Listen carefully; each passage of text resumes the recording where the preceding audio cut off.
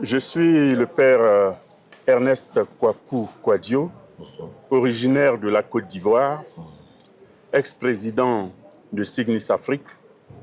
Je réside depuis 5 ans au Canada, où j'ai été appelé à être secrétaire de Cygnus Amérique du Nord. Ok, merci beaucoup et merci beaucoup pour votre temps que vous nous accordez.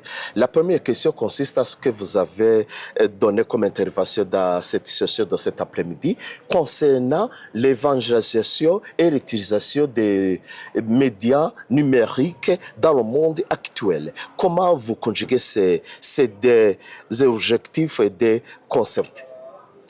Bon, il faut dire que depuis les années 60, les communications ont pris de l'ampleur dans le monde au niveau des relations interpersonnelles, au niveau des relations entre les institutions, au niveau de ce qu'on appelle la relation publique. On a d'abord eu la radio, puis la télévision. Avant ça, il y avait les journaux. Et ensuite, au cours des années 90, nous avons eu Internet. Ça veut dire quoi? Que les moyens de communication, comme l'Église aime les appeler, évoluent. Mais non seulement ils évoluent comme moyens, mais ils évoluent comme écosystème, comme environnement. Et l'environnement crée la culture. C'est pour cela que l'Église, depuis le Concile Vatican II et bien avant, a commencé à s'intéresser à ces moyens qui relient les hommes et qui créent des idées. Alors, j'ai un concept que j'élabore depuis les années 2008, les années 2000, après mes études. C'est le concept de l'homme numérique, que j'appelle Homo numericus. Et l'homme numérique évolue dans une ambiance où la médiation est, je dirais, artificielle. Vous pouvez imaginer que nous sommes ici à Kigali aujourd'hui.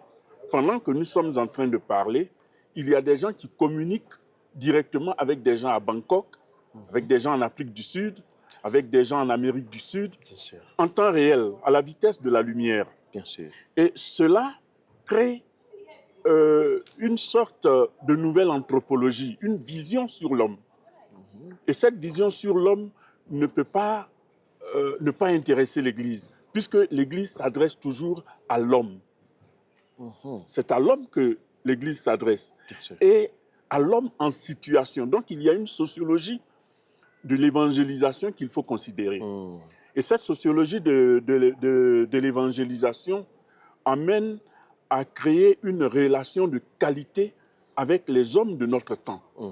Donc nous ne pouvons pas parler d'évangélisation sans considérer l'écosystème, comme on aime à le dire maintenant, l'environnement socio-culturel et socio-économique, ainsi que socio-technique. Parce que les technologies, comme je l'ai dit tout à l'heure, constituent une matrice de développement humain. Cela n'apparaît pas encore, mais pour les recherches que nous faisons, nous trouvons que l'homme se regarde aujourd'hui à travers les plateformes de réseaux sociaux. Médias sociaux. Oui. Okay. Des gens il y a tout un langage, il y a toute une culture. Bien sûr. Dire à quelqu'un qu'il a bien fait, il suffit de lever le pouce. Ok. Ok, merci beaucoup, mon père.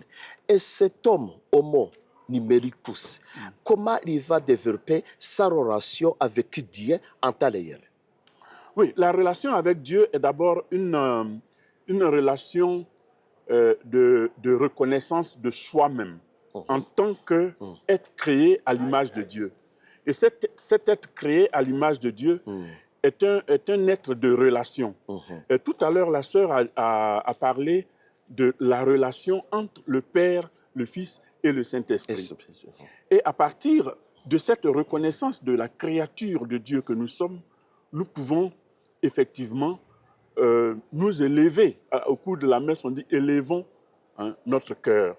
Élevons notre cœur. Et cette élévation du cœur est une relation avec la transcendance. Donc, tous les moyens techniques, technologiques, les moyens sociaux dont nous nous disposons aujourd'hui doivent élever notre regard vers ce Dieu-là.